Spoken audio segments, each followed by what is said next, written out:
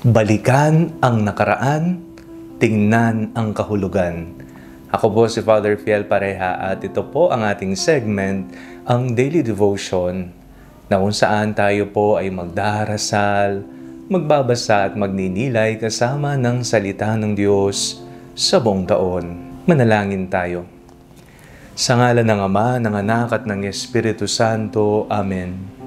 Halina, banal na Espiritu, liwanagan mo ang aming puso at isip nang maunawaan at may sa buhay namin ng iyong salita. Amen. Our Bible passage for today is from the Gospel of St. John chapter 21 verses 1 to 14, and I read it for you. After these things, Jesus showed himself again to the disciples by the Sea of Tiberias, and he showed himself in this way. Gathered there together were Simon Peter, Thomas called the twin, Nathanael of Cana in Galilee, the sons of Zebedee, and two others of his disciples. Simon Peter said to them, "I am going fishing." They said to him, "We will go with you." They went out and got into the boat, but that night they caught nothing. Just after daybreak, Jesus stood on the beach. But the disciples did not know that it was Jesus. Jesus said to them, "Children, you have no fish, have you?" They answered him, "No." He said to them, "Cast the net to the right side of the boat, and you will find some." So they cast it, and now they were not able to haul it in because there were so many fish. That disciple whom Jesus loved said to Peter, "It is the Lord." When Simon Peter heard that it was the Lord, he put on some clothes, for he was naked, and jumped into the lake. But the other disciples came in the boat, dragging the net full of fish, for they were not far from the land, only about 100 yards off. When they had gone ashore, they saw a charcoal fire there with fish on it and bread. Jesus said to them, "Bring some of the fish that you have just caught." So Simon Peter went abroad and hauled the net ashore, full of large fish, 153 of them. And though there were so many, the net was not torn. Jesus said to them, "Come and have breakfast." Now none of the disciples dared to ask him, "Who are you?" because they knew it was the Lord. Jesus came and took the bread and gave it to them, and did the same with the fish.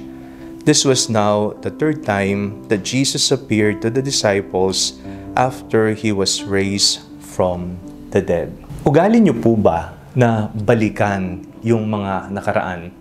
Alam po natin na may mga nakaraan na hindi na kailangang balikan sapagkat sila po ay nagbibigay sa atin ng iba yung sakit, sugat, hapdi, kadiliman at iba pa. Pero meron pong mga bagay na kailangan balikan para matuto tayong maging mapagpasalamat kung ano ang meron tayo ngayon at kung nasaan tayo ngayon. Sa ating pong binasang Ebanghelyo, tayo pa rin po ay nagninilay sa muling pagkabuhay ni Jesus.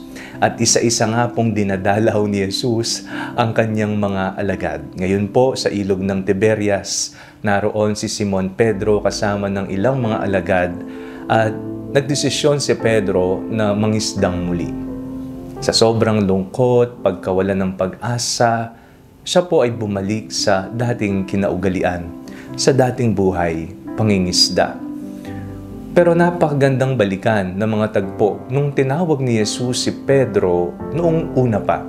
Ano po ang konteksto noon? Wala silang mahuli. Pero dahil sinabi ng Panginoong Jesus na ihulog ang lambat sa ganitong parte ng dagat, sila ay nakahuli ng napakaraming isda. Ganun din po ang nangyari ngayong araw na ito sa ating binasang Ebanghelyo. Walang nahuli, pero merong isang tao, hindi pa nila nakikilala na si Jesus ito, ang nagturo sa kanila kung papaano mangisda. At napakarami ng kanilang nahuli.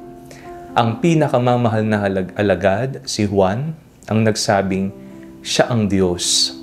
It is the Lord. At doon nga, bumalik ang lahat sa nakaraan. Matuto po tayong bumalik sa nakaraan. Ang nakaraan ay hindi po hihila sa atin para bumalik, no, kung pangit ang ugali natin dati, kung mali ang desisyon na ginawa natin. Kung hindi, ang nakaraan po ang siyang magbibigay alaala sa atin na tayo ay natuto, tayo ay lumago, tayo ay nagkasugat, ngunit humilom ito.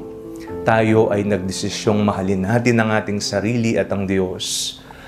Ang taong bumabalik sa nakaraan ng may kaukulang pag-uusisa, ng may kaukulang kagalangan at respeto ay isang taong mapagpasalamat. Sapagkat tuturuan tayo ng nakaraan na maging kontento kung anong meron tayo ngayon at maging mapagpasalamat sa kung anong narating na natin sa buhay. Dati, ito lang yung pinagdarasal natin, pero ngayon, nararanasan na natin ang ating pinagdarasal. At ito sana ang magtulak sa atin upang pasalamatan ng Diyos na hindi nakalimot at palaging dumadalaw sa atin. Manalangin tayo. Panginoong Jesucristo, maraming salamat po dahil hindi niyo po kami pinapabayaan. Maraming salamat po sa lahat ng pagpapala na inyong ibinibigay sa amin. Amen. Sa ngalan ng Ama, ng Anak at ng Espiritu Santo. Amen. Huwag po ninyong kalimutang i-like ang video ito, mag-comment po kayo and share it with your family and friends. Ang Panalangin Bago Matulog ay may sariling Facebook page na po. Huwag niyo pong kakalimutang mag-like at mag-follow dito and do not forget to subscribe to our YouTube channel. I-click niyo lamang po ang link na nasa description ng video ito o kaya naman po just search Father Fiel Pareha. At kung gusto niyo pong maging updated sa ating pagpapahayag, you can join our broadcast channel dito po sa ating Facebook page. God bless you po.